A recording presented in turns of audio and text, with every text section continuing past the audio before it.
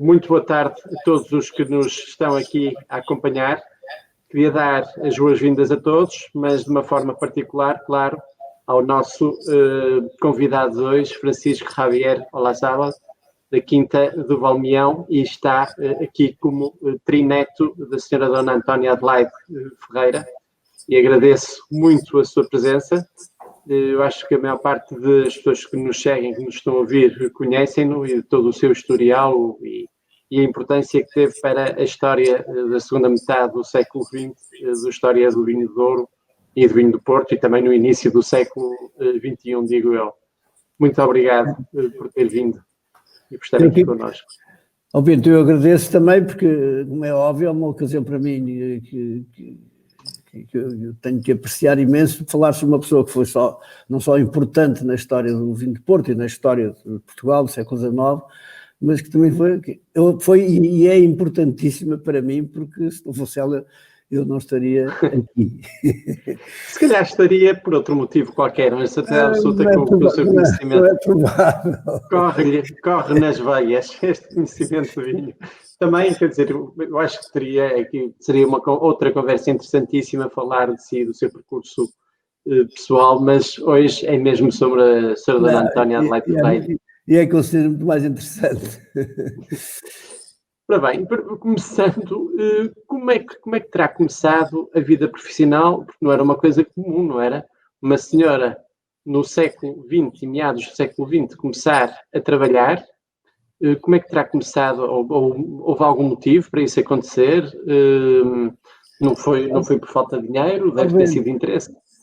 Não, Bento, há que ver uma coisa. O título da exposição com que o Museu do Douro abriu as suas portas e que foi sobre a Dona Antónia é Uma Vida Singular. E é interessante verificar que a vida foi singular, obviamente porque ela teve, de facto, um sucesso muito grande e revelou qualidades extraordinárias ao longo da sua vida, mas também é singular por factos completamente independentes da sua vontade, porque ela era filha única, e casou com um primo direito que também era filho único. Isso teve importância muito grande no desenrolar da história subsequente. E é um facto singular. Nessa altura as famílias normalmente eram grandes, não é?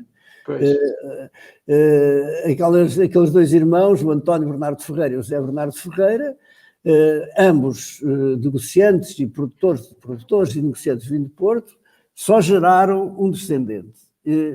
Eles eram de sexo opostos, casaram, não se pode dizer que tenha sido um casamento muito feliz, mas é evidente que isso, desde logo, permitiu uma coisa, foi juntar duas fortunas e duas empresas que eram separadas, porque os dois irmãos, o António Bernardo Ferreira, que eu chamarei primeiro, para distinguir quem é a seguir, e o Zé Bernardo Ferreira, eram, ao que consta, muito amigos, davam-se muito bem, mas tinham negócios de venda e de compra de vinhos um ao outro, mas tinham atividades, afim, as suas empresas eram totalmente independentes.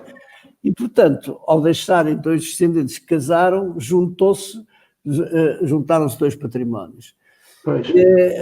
E por isso também foi singular, de facto, foi excepcional, não era normal que isso acontecesse. E foi importante e extremamente, enfim, determinante do que se passou a seguir, porque falaremos talvez mais tarde dos mitos sobre a Dona Antónia. Um dos mitos é que ela nasceu pobre, não é verdade?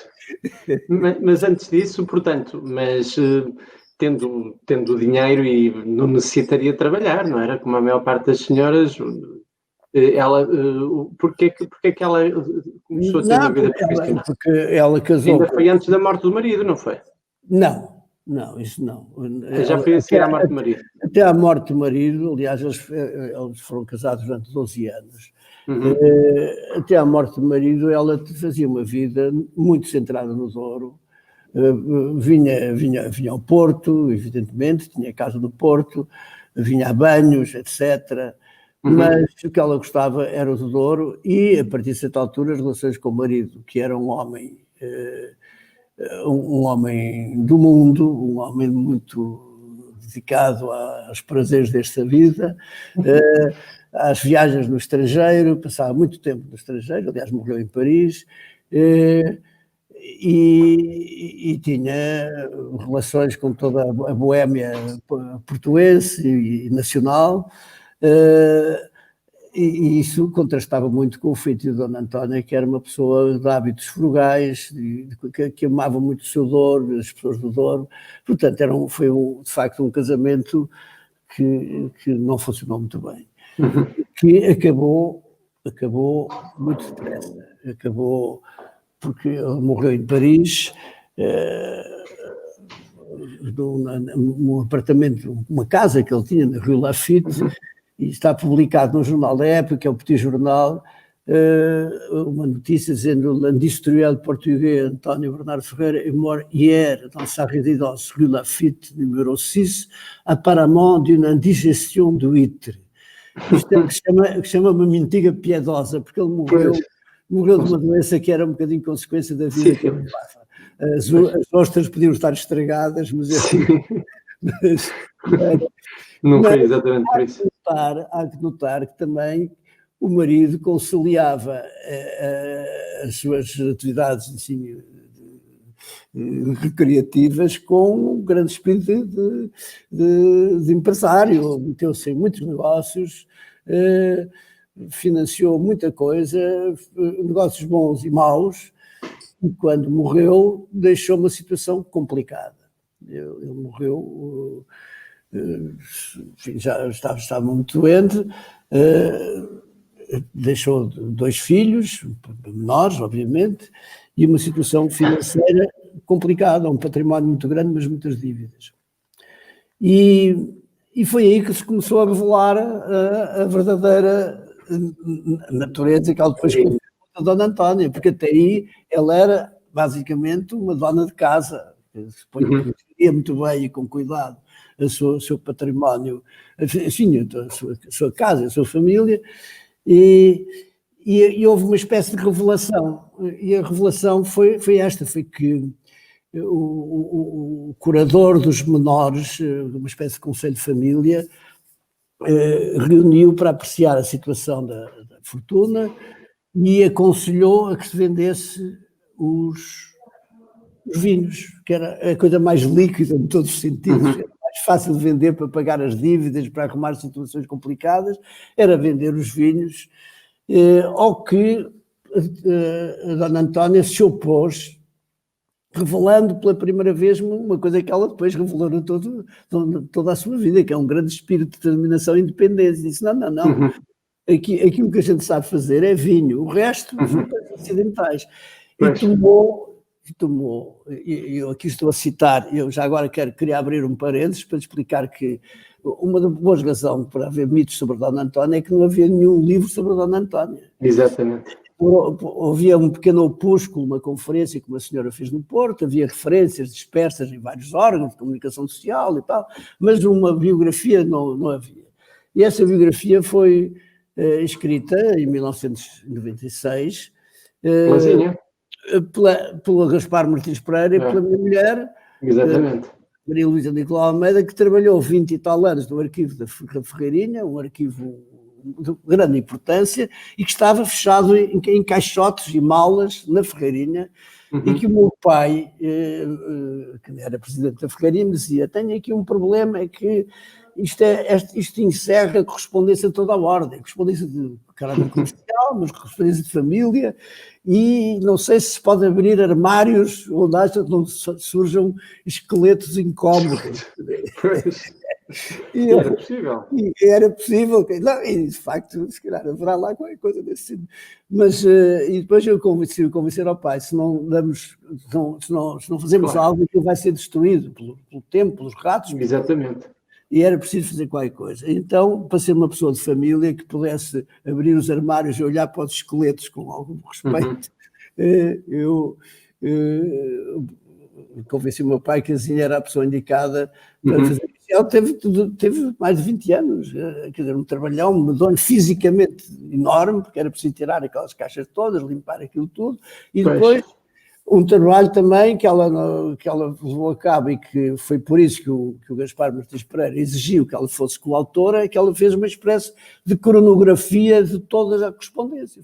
Tomou apontamentos das coisas mais importantes, classificou a correspondência de acordo com as origens e os destinos, etc. Enfim, pôs alguma ordem naquele arquivo e, sobretudo, fez essa resenha que permitia a busca de uma maneira muito mais eficaz.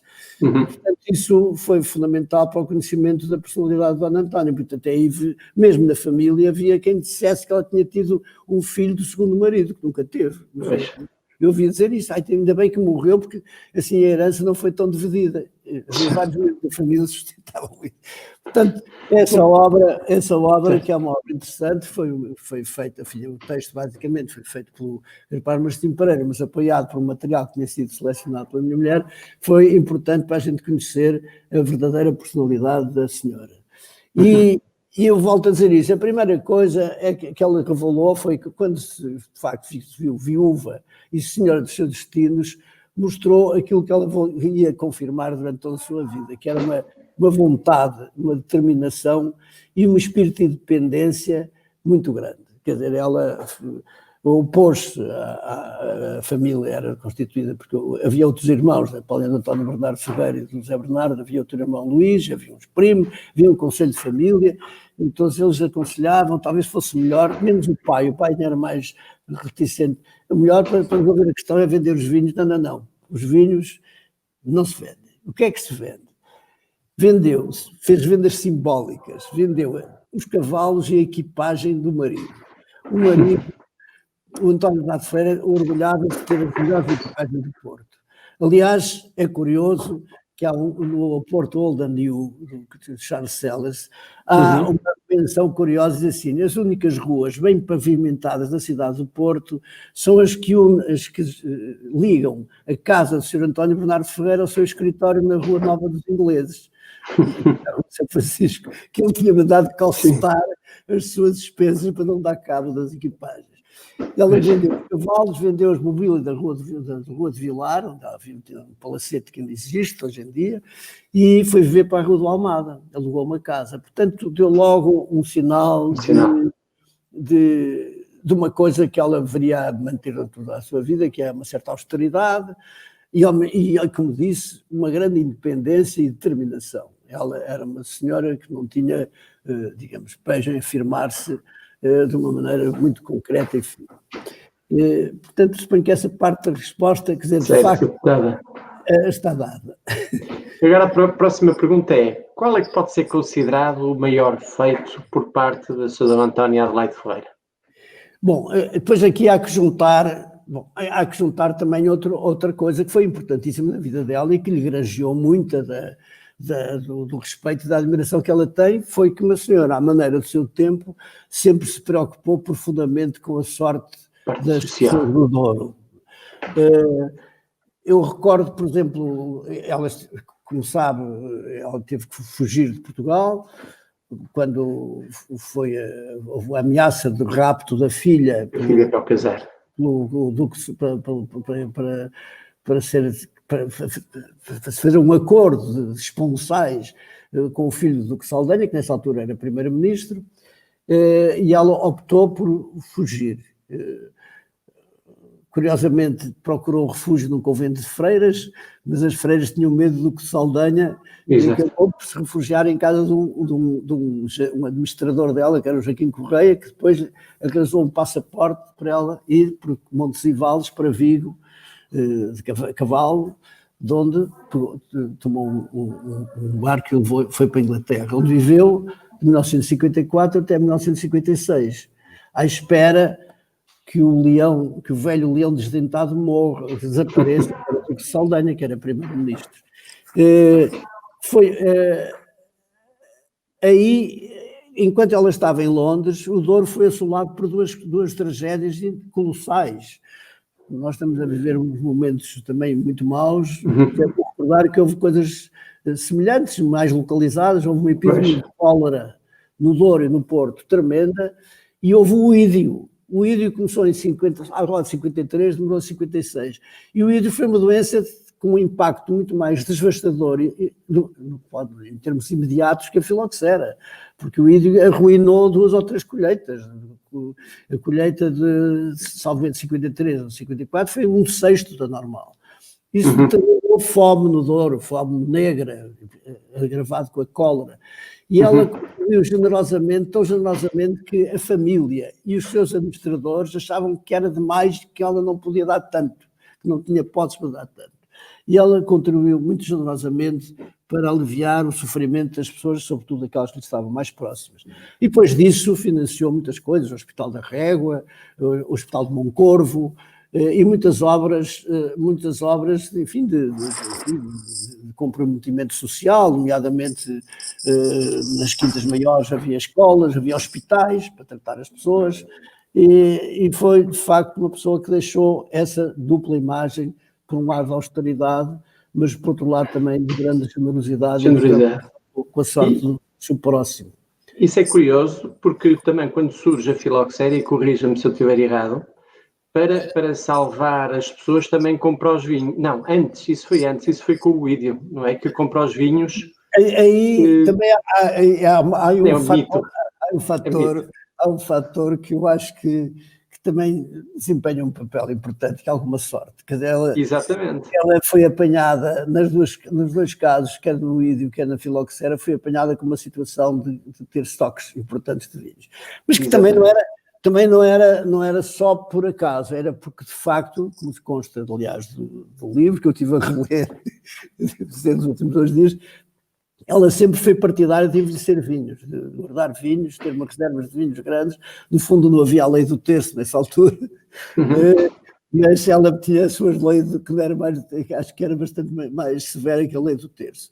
E isso colocou-a sempre bem, porque ela tinha, obviamente, quem tem várias colheitas acumuladas tem uma oferta mais interessante para o mercado, que basicamente nessa altura era o mercado inglês. E, portanto, das 2 vezes ela foi apanhada em situações em que estava relativamente bem. E depois, de facto, enfim, ela também, enfim, obviamente se dispôs a ajudar. Na Quinta do Porto foi um dos centros de estudo da filoxera, de combate à filoxera, e ela disponibilizou a Quinta. No princípio era sulfuretista. Você sabe que nessa altura houve uma grande, digamos, oposição entre os sulfuretistas e os americanistas, porque a partir dos anos 80 e tal, descobriu-se que a vida era americana, que era resistente, podia servir de porta-enxerto. E essa guerra durou bastante tempo, durou até o fim do século XIX.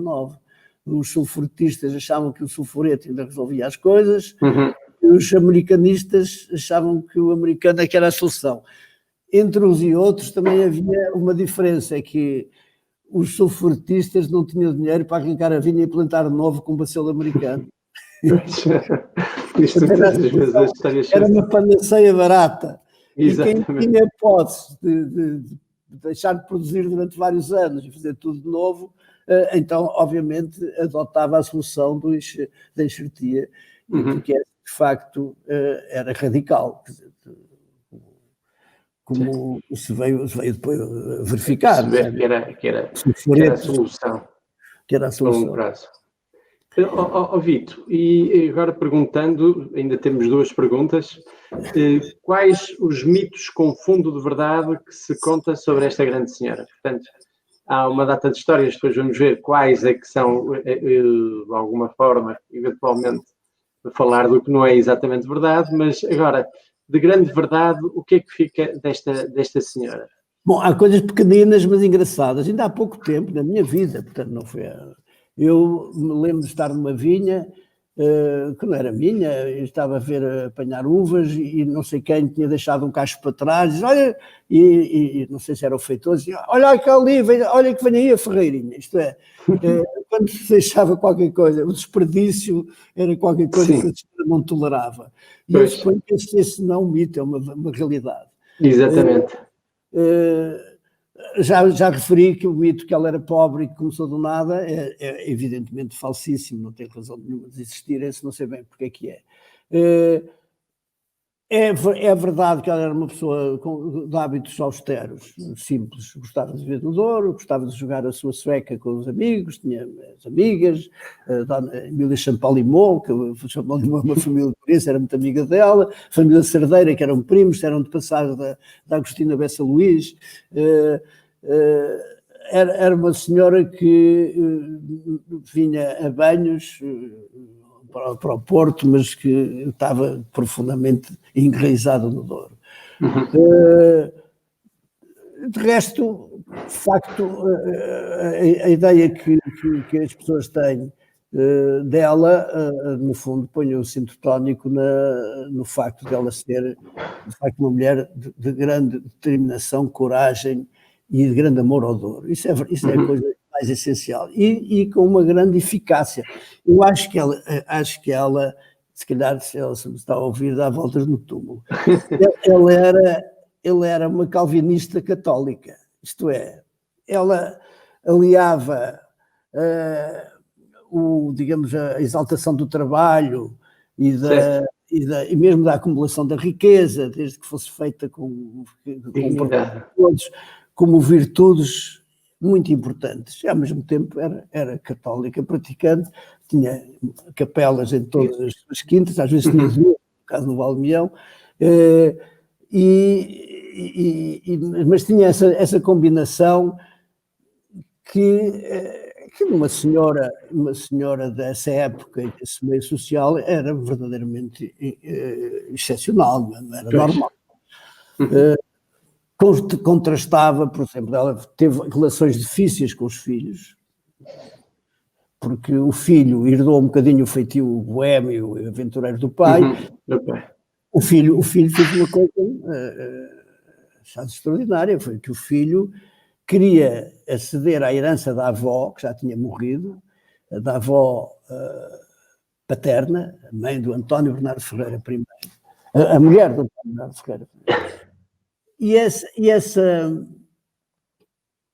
para ter acesso à herança precisava ser maior, e para ser maior era preciso de duas coisas, ou esperar pelo tempo, ou casar. Então resolveu casar com uma irmã da Ana Plácido. E quem o casamento foi o abade da freguesia de Vitória, que dizem que recebeu 4 contos de reis para fazer aquilo. A dona Antónia ainda tentou impedir o casamento, porque achava que aquilo era uma tolice, e que tinha um objetivo que não tinha propriamente, enfim, em vista as alegrias do matrimónio e da paternidade, mas simplesmente apoderar-se de uma parte da herança. Isto antes dos 21 anos.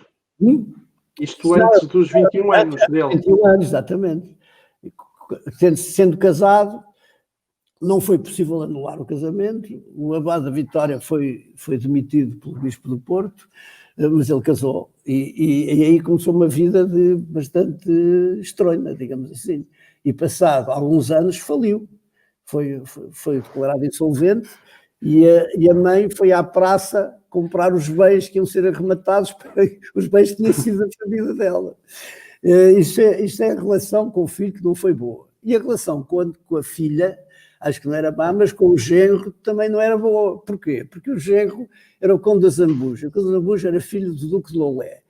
E, por sua vez, o Duque de Lolé era o marido da infanta Ana Jesus Maria, que era a irmã mais nova de Dom Pedro e Dom Miguel. O Conde da Zambuja tinha uma perspectiva da vida da velha nobreza, quer dizer, em que o trabalho não era uma coisa que não se pensava, e o dinheiro ia-se buscar onde estava, não era para criar, não se criava dinheiro, quando era preciso qualquer coisa vendia-se. Na geração, basta dizer uma coisa, na geração da minha avó, a família vendeu Setiais, uma tia minha nasceu em Setiais, vendeu o Palácio da Palhavã, tinha 14 hectares na Praça de Espanha, em Lisboa, que agora é Embaixada de Espanha, e vendeu a herdade da Quarteira, que é o Lusotur, quer dizer, que eram 3.000 hectares ao pé da Quarteira, não é? Que era do Lolé. Venderam isso tudo. E tinham vendido muito mais coisas, o senhorio do Zambuja.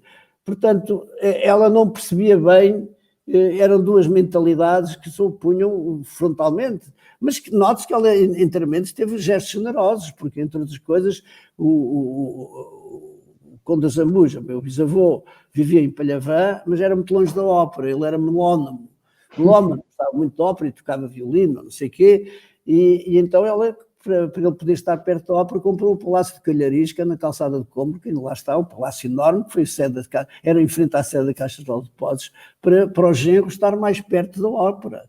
Portanto, dentro de uma relação difícil, ela também teve os seus gestos generosos. Certo. Mas, de facto, eram duas mentalidades que representavam, no fundo, duas eras diferentes. Duas mundividências, sim, duas eras. E para terminar, dos mitos, já nos falou aqui um pouco dos mitos que não são verdadeiros, portanto, que é, nós tínhamos estado a falar antes de entrarmos em direto, que é a questão de ser pobre, ou ter de trabalhar, e esse tínhamos falado, e outro, da sobrevivência dela no naufrágio do Castelo da Baleira e da saia, não sei, Pois, e do dinheiro, as moedas. Eu já sugeri que se reconstituísse o acidente. Hoje em dia o problema é que o Douro já não tem rato, não há. Mas pôr uma senhora que vestiu as crinolinas, ver se ela boia. Acho que não boia, acho que aquilo só atrapalha. Claro. Não, o que eu acho que aconteceu, uma visão mais terra a terra da coisa, foi que o Barão era o único, dos convidados, era o único que sabia nadar. O Barão era um homem atlético. Sim, fala-se até dele fazer um salvamento aqui na Barra do Douro, num naufrágio. Exatamente, o Barão era um desportista, como os ingleses eram nessa altura, e portanto ele, das duas uma, ou o barco virar-lhe caiu o mastro em cima, ele perdeu consciência, ou então mais prosaicamente tinha tido um lauto piquenique e teve uma congestão nas águas frias do mês de maio. De facto, não me parece que é estranho que o corpo nunca tenha aparecido, isso de facto é extraordinário. Apareceu um baú com peças dele na Alegria, mas de facto a crinolina acho que não. Pois a explicação é esta, é que evidentemente que a tripulação do barco esforçou-se por salvar as senhoras. Claro. E morreu um marinheiro também. E diz-se que também morreu a cozinheira, que foi a maior perda. Segundo Camilo Castelo Branco, aliás, é um livro que eu recomendo a leitura, que é um livro que se lê em meia hora, chama-se O Vinho do Porto, o Processo de uma Bestialidade Inglesa, que é um livro de ataque ao Foxton, e, no fundo, um livro que pretende dizer que a grande perda no naufrágio não foi o Foxton, mas sim a cozinheira Gertrudes, que tinha curado o Camilo de uma profunda neurastenia, fechando no hotel de Paris e dando-lhe de comer durante 15 dias, coisa que ele já se tinha desabituado a fazer, porque estava apaixonado, tinha um drama qualquer sentimental, e tinha esquecido de comer. E então ele descreve o que é que comeu, como é que foi o salvo da neurastenia pela cozinheira Gertrudes, que, coitado, depois morreu. Mas eu também queria acentuar uma coisa sobre a Dona Antónia que tem a ver com isso, se me permite mandar para o pessoal, é que a Dona Antónia a certa altura teve, a partir de 1965, quando houve, 1865, quando houve a liberalização total, no fundo a destruição de toda a regulamentação pombalina, a Dona Antónia começou a investir muito no Douro Superior, e isso foi pioneira. De facto, exatamente. Ela foi indo para ali fora, até finalmente... a última grande aquisição foi aquela para a qual eu vivo, que é aqui no Valmião, que foi considerada, nessa altura, uma coisa completamente maluca. Uma loucura. Uma loucura, porque demorava 10 dias chegar lá de barco e por terra não se chegava. Mas ela acreditou no comboio. O comboio estava em construção até Penafiel e acreditou que o comboio ia chegar lá e chegou, passado 10 anos. Mas ela fez uma aposta há 10 anos, é uma coisa extraordinária. E os principais colaboradores dela estavam muito pessimistas sobre isso. Há um pormenor curioso, que é que o António José Claro da Fonseca, que era administrador dela, é um homem de grande confiança, escreve uma carta a dizer: Vossas Senhorias estarão muito empenhados na conquista do Monte Mião. Prazer terão algum, proveito nunca terão. Quando chegou o comboio ao Douro, quem é que ela nomeou para administrar o projeto de construção de uma quinta que ela queria que fosse uma quinta modelo? O António José Claro da Fonseca, um pessimista. Por acaso tem graça essa história. Dá a ideia de uma pequena perfídia da senhora. Sim, ironia. Vais ter que provar que estavas enganado. Bom, Dito, isto já estamos a chegar ao fim. Eu gostava de lhe perguntar se alguma coisa em particular da história desta senhora que queira falar para nos dar uma ideia geral. de quem foi, se acha que falta aqui qualquer coisa para termos uma ideia mais concreta dessa Dona Antónia Adelaide Ferreira. Se falarmos dos dois maridos, ela venerou sempre a imagem do primeiro marido, construiu um jazigo excelente na Régua, etc., tudo isso. Mas depois, acho que ela foi muito mais feliz com o segundo. Ela viveu cerca de 24 anos solteira, e depois 25 anos casada e 34 viúva. Ela foi viúva durante 30 e tal anos. Porque o Sr. Torres morreu em 1880 e ela só morreu em 96. Portanto, já teve 85 anos. Ela morreu com 85 anos. Ela falava dos dois maridos, isso sei porque ainda conheci uma parente minha que ainda a tinha conhecido, falava dos dois maridos, dizendo do primeiro aquele que Deus levou e o segundo dizia aquele que eu perdi. Pois, nota-se a diferença. É uma nota curiosa que define um bocadinho o que é que foi a vida dela. Mas sem tirar o facto que a memória do António Bernardo Ferreira está muito diminuída pela vida que ele levava, mas a verdade é que era um homem culto, inteligente, tinha uma grande biblioteca e um homem de grande sucesso, de facto, que se calhar tinha sucesso a mais, mas era de facto era incompatível, completamente incompatível, tinha feito incompatível com a sua mulher. Certo, Vito, eu penso que temos aqui uma pincelada geral sobre a vida desta senhora que marcou o Douro e que com isso também temos... Não é só o Vito que tem que estar grata à Dona Antónia Adelaide Ferreira, somos todos nós.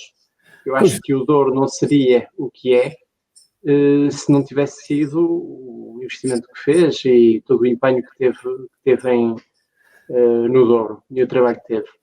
Portanto, eu quero primeiro agradecer-lhe, assim, nós depois ficamos aqui mais uns minutos, mas quero agradecer a sua presença e passar o seu conhecimento, o seu testemunho e também agradecer a todas as pessoas que estiveram aqui presentes, nos seguiram ou pelo Instagram, que eu tenho ideia que devem ter tido aí umas breves falhas, como no Facebook, e lembrando que ficam disponíveis as conversas do início ao final, tanto numa plataforma como noutra, assim como no YouTube. Muito obrigado a todos. Muito obrigado. Eu agradeço, Vito, mais uma vez. Para si e para o seu programa. Está bem. Muito obrigado. Obrigado.